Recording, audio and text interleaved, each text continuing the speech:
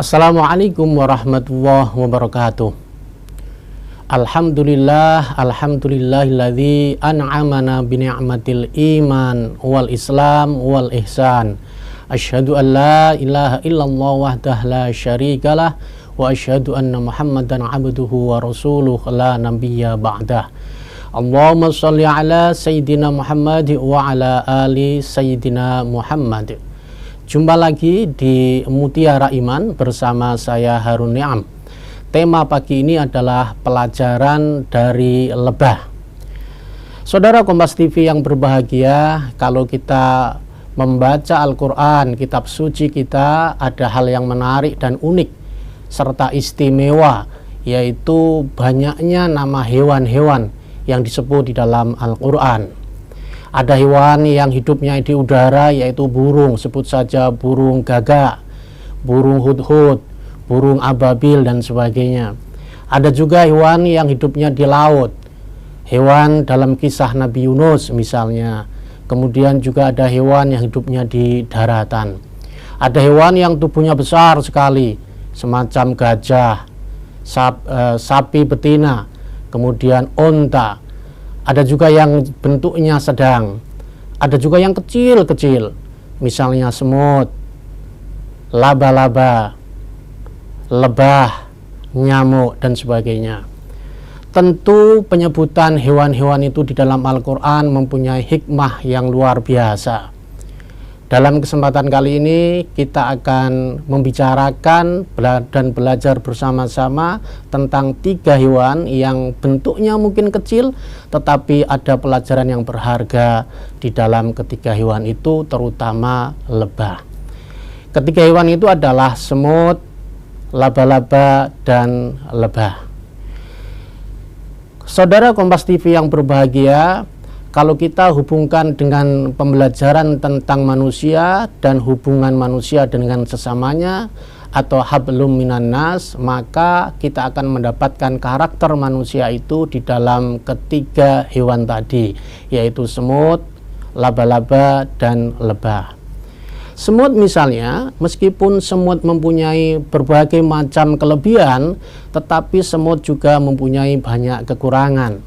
Semut hidupnya biasanya di tempat-tempat yang kotor, selalu meninggalkan kotoran berupa sarangnya dan sebagainya. Semut juga sehari-harinya dihabiskan untuk mencari makanan. Waktunya habis untuk mencari makanan.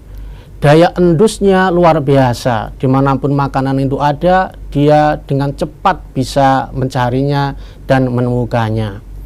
Ia mengumpulkan dan menumpuk serta menimbun makanan itu, bahkan bisa untuk waktu yang lama, meskipun hidupnya lebih singkat daripada menemukan makanan itu.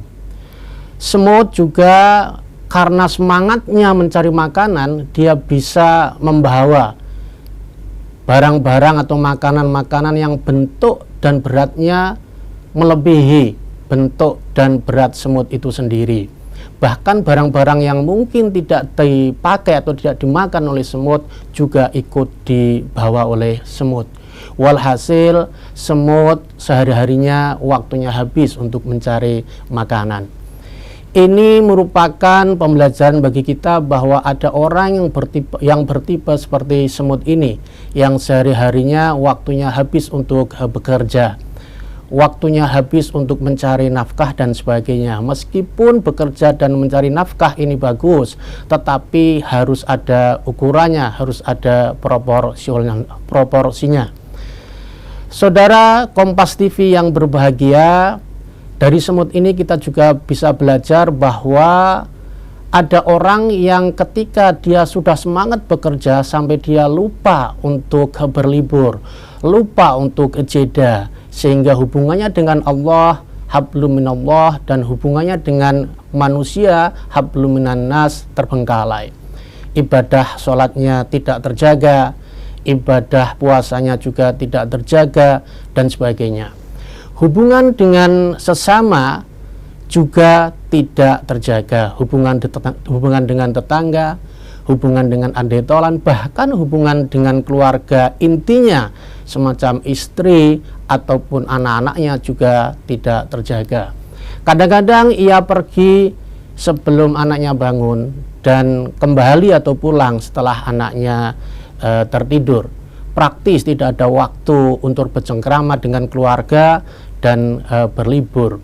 Kalau dia berlibur dalam bisnis atau kerjanya, seakan-akan ada kerugian yang luar biasa yang akan dideritanya. Itu yang pertama tentang semut. Yang kedua, ada hewan yang namanya laba-laba. Laba-laba ini lebih parah daripada semut. Saudara Kompas TV yang berbahagia, laba-laba ini hidupnya di daerah-daerah yang kotor, bahkan yang dianggap orang serem atau menakutkan, angker, sehingga banyak orang atau banyak hewan yang menghindari daerah-daerah di mana laba-laba itu berada. Sarangnya itu menjadi jerat bagi serangga yang lain. Kalau ada serangga yang lain hinggap di sarang laba-laba, maka laba-laba ini dengan cepat memangsanya. Bahkan tidak hanya dengan serangga yang lain, sesama laba-laba sendiri pun saling membunuh. Laba-laba betina ketika berhubungan dan sudah selesai dengan laba-laba jantannya, maka laba-laba betina tidak sungkan untuk membinasakan laba-laba jantannya. Telur yang banyak yang dihasilkan oleh laba-laba berdesakan. Telur-telur itu satu sama lain saling mematikan, sehingga banyak sekali telur laba-laba itu yang tidak bisa berlanjut. Ini menggambarkan tipe atau karakter manusia yang kedua, yang lebih parah daripada tipe atau karakter semut tadi. Karakter laba-laba ini dia menjadi ancaman bagi masyarakat yang lain. Di mana dia hidup di sebuah masyarakat, maka masyarakat itu menjadi tidak nyaman, tidak aman. Ada kekhawatiran di situ. Jangan-jangan saya akan dijeratnya, jangan-jangan saya akan disakitinya, bahkan dibunuhnya. Sehingga tipe masyarakat laba-laba ini kalau berada dalam satu komunitas masyarakat, dia akan menjadi ancaman bagi yang lainnya. Oleh karena itu seringkali terjadi ketegangan, seringkali terjadi disharmoni di masyarakat itu, seringkali terjadi fitnah, seringkali terjadi ujaran kebencian dan sebagainya. Oleh karena itu para saudara Kompas TV yang berbahagia, kita dianjurkan untuk menjauhi karakter semut dan laba-laba. Lalu karakter apa yang akan kita ikuti? Saudara Kompas TV yang berbahagia, jangan kemana-mana, tetap bersama saya setelah jeda berikut ini.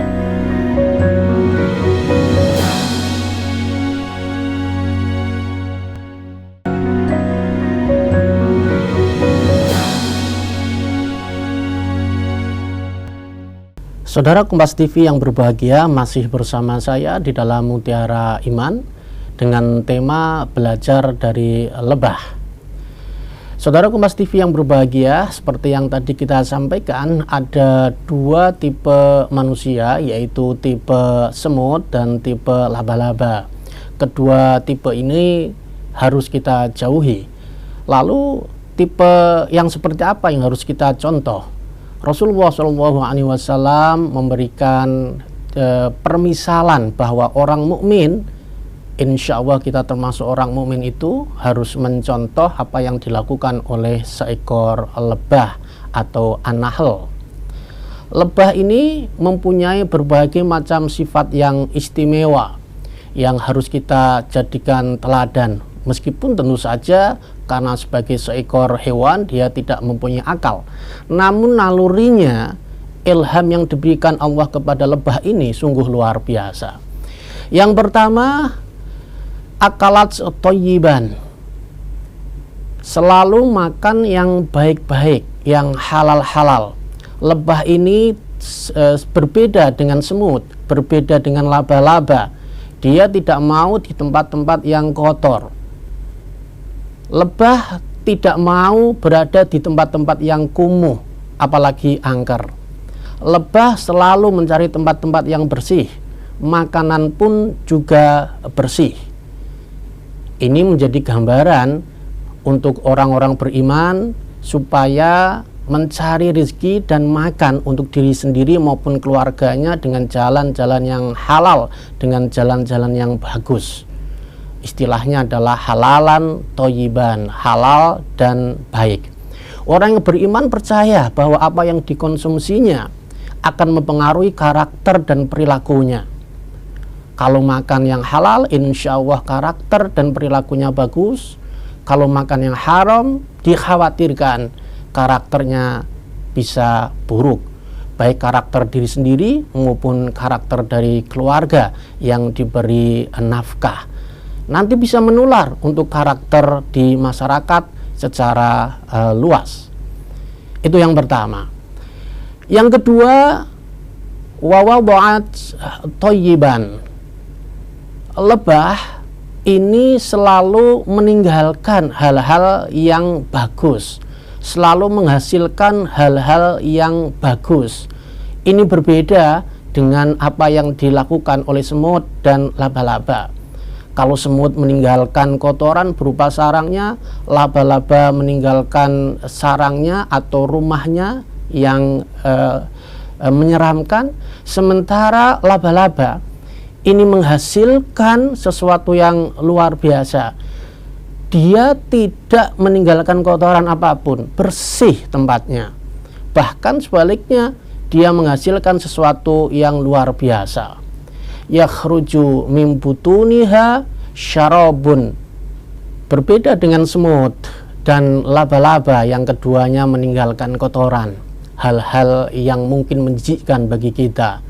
Semut meninggalkan sarangnya, sementara lebah meninggalkan rumah atau sarangnya yang menyeramkan itu, maka lebah tidak meninggalkan hal-hal yang buruk dan kotor.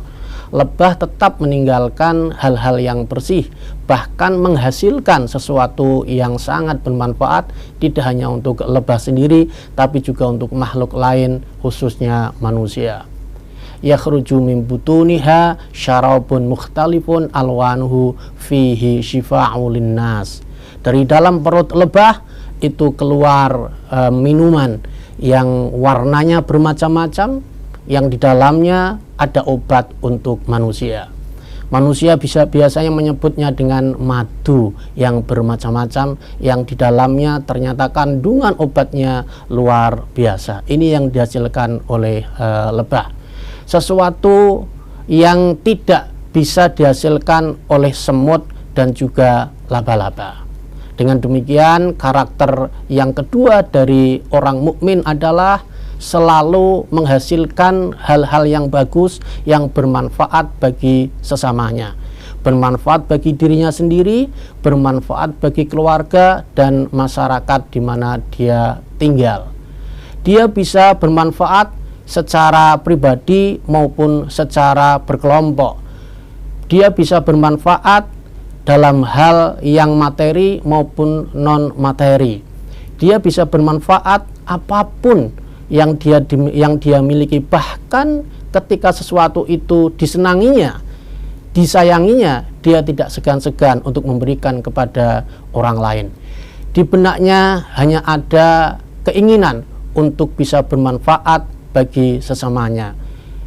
Khairun nas anfa'uhum linnas. Sesungguhnya orang yang paling baik di antara kalian adalah orang yang paling bermanfaat di antara kalian. Ini yang dipegang teguh oleh orang-orang yang beriman. Saudara Kompas TV yang berbahagia, yang ketiga dari sifat lebah adalah wa idza waqa'at la tuksir wa la tufsi.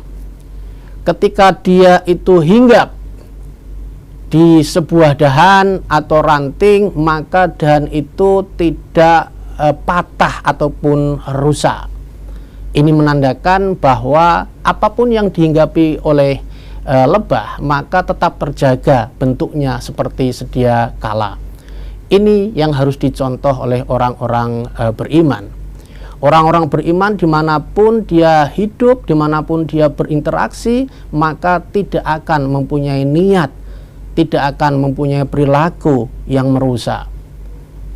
Kita malu kepada lebah kalau kita mempunyai pemikiran dan perilaku yang merusak. Tetapi kenyataannya, saudara Kompas TV yang berbahagia, banyak sekali kerusakan-kerusakan di masyarakat, baik level daerah maupun nasional bahkan internasional, itu yang diakibatkan oleh manusia. Keserakahan manusia, ketamakan manusia, itu banyak menyebabkan kerusakan di mana-mana. Orang yang beriman seharusnya menjauhi sifat untuk merusak ini, sebagaimana yang dicontohkan oleh lebah. Saudara Kompas TV yang berbahagia, jangan kemana-mana, tetap bersama saya setelah jeda berikut ini.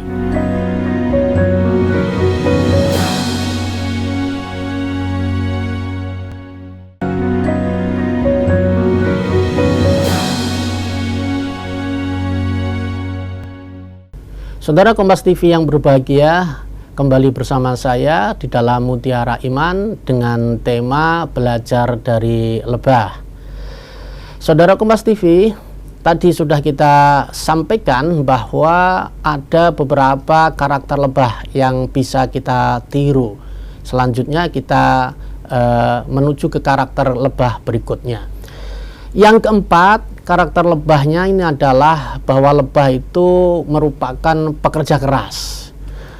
Dia selalu membersihkan sarangnya untuk dirinya sendiri maupun koloninya atau kelompoknya. Dia juga bekerja keras mencari bahan makanan atau nektar, sari bunga untuk dikonsumsi.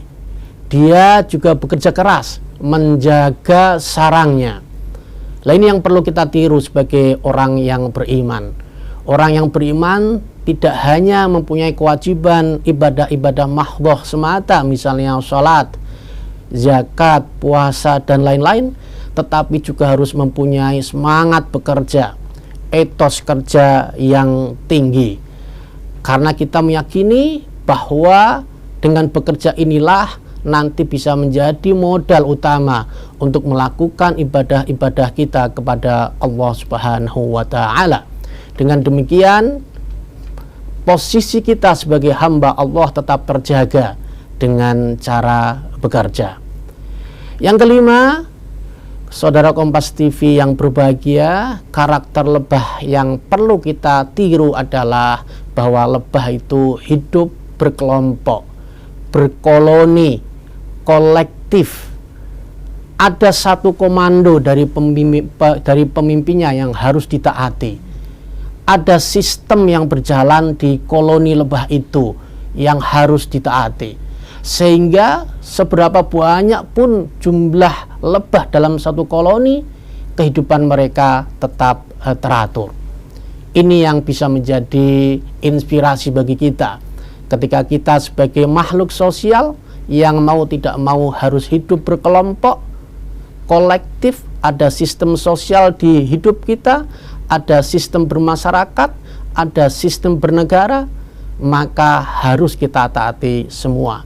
Demikian juga ketika ada pemimpin atau pemerintahan, sepanjang tentu saja mempunyai kebijakan-kebijakan yang bagus dan tidak menyeleweng dari apa yang diajarkan oleh agama, oleh Allah dan Rasulullah Shallallahu Alaihi Wasallam.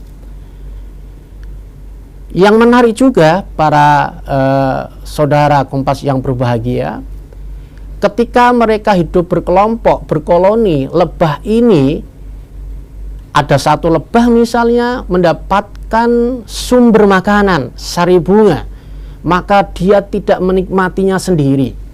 Dia kemudian memberitahu kepada koloni yang lain, oh di sini ada makanan, mari kita beramai-ramai ke sini.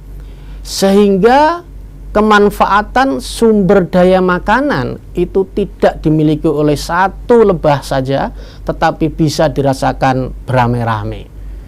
Ini memberikan pelajaran bagi kita bahwa jangan sampai sumber-sumber makanan, sumber-sumber daya alam misalnya, itu jangan sampai dikuasai oleh satu orang atau satu kelompok saja, tetapi bisa ditasarufkan, dibagi, didistribusi untuk kegunaan sebanyak-banyaknya kemaslahatan masyarakat. Ketika ada satu lebah melihat satu ancaman dari luar, maka dia secara otomatis juga akan memberitahukan kepada koloninya, oh ini ada ancaman, ada gangguan, mari kita hadapi bersama-sama. Serentak lebah-lebah itu satu koloni melawan ancaman dan melawan gangguan itu. Ini menjadi pelajaran bagi kita juga, bahwa ketika ada gangguan baik dari dalam maupun dari luar, maka menjadi tanggung jawab bersama, tanggung jawab kolektif, yang kalau ditanggung bersama-sama secara kolektif, insya Allah semua gangguan, semua ancaman bisa ditanggulangi. Karakter yang keenam dari lebah adalah bahwa lebah itu tidak pernah menyakiti siapapun. Tetapi kalau lebah itu disakiti ataupun diganggu, maka lebah itu akan melawan. Tentu perlawanan itu proporsional, tidak membabi buta. Ini juga berlaku bagi orang mukmin. Orang mukmin dilarang untuk menebar kebencian, dilarang untuk mengganggu orang lain. Tetapi ketika harga diri seorang orang mukmin itu terganggu, kehormatan seorang mukmin itu terganggu, baik kehormatan diri, keluarga maupun agama, maka diperkenankan untuk melakukan perlawanan, tetapi dalam proporsi dan batas-batas yang bisa ditoleransi, sehingga tidak menimbulkan kerusakan yang lebih besar. Itulah saudara Kompas yang berbahagia, 6 karakter lebah yang bisa menjadi inspirasi bagi kita semua. Jangan sampai kita mempunyai karakter semut dan laba-laba, tapi diusahakan sekuat tenaga mempunyai karakter lebah. Namun seperti itu kita juga tidak bisa bersikap hitam putih. Misalnya seorang itu hanya memiliki karakter semut saja, atau laba-laba saja, atau lebah saja. Biasanya di dalam diri seseorang itu berkumpul 3 karakter semut, laba-laba, dan lebah. Tugas kita memperbesar karakter lebah, memperkecil karakter semut dan laba-laba. Allahumma sallim wa barik jami'a ahwalina wa a'malina wa umurina fid din wad dunya wal akhirah. Saudara Kompas TV yang berbahagia, demikian mutiara iman kita kali ini, semoga ada manfaatnya. Dari kami cukup sekian. Wassalamualaikum warahmatullahi wabarakatuh.